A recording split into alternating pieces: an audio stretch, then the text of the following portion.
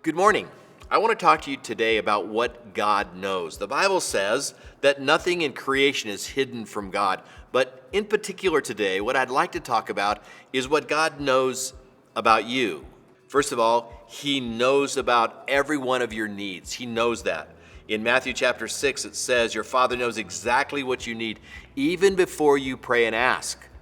And that is so important because oftentimes we confuse prayer a little bit, and we think somehow that we're informing God about what's going on in life, but the fact is that God knows everything about my circumstances. It's like us gathering together and saying, God, we're hunkered down in this pandemic, and we're explaining to God exactly what's going on the planet, but the truth is that God knew what was going on the planet 1,000,000 years ago.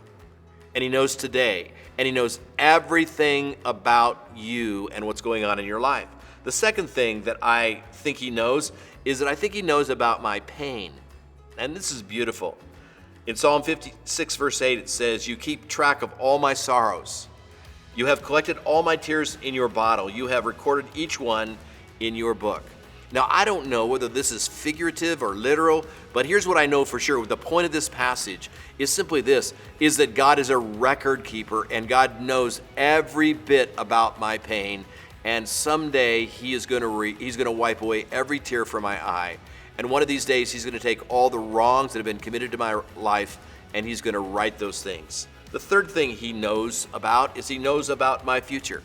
Isaiah chapter 46, verse 9 says, for I am God, and there is no other. I am God, and there's no one like me, declaring the end from the beginning, and from ancient times, things not yet done. Here the Bible teaches us that God is in control of everything that is happening on this planet. He is in control of my future. I'm not living out plan B in my life. The truth is that God has already scripted out the end for me, and I can take comfort in there. Here's something else that I can take comfort in. I can take comfort in the fact that He knows my devotion.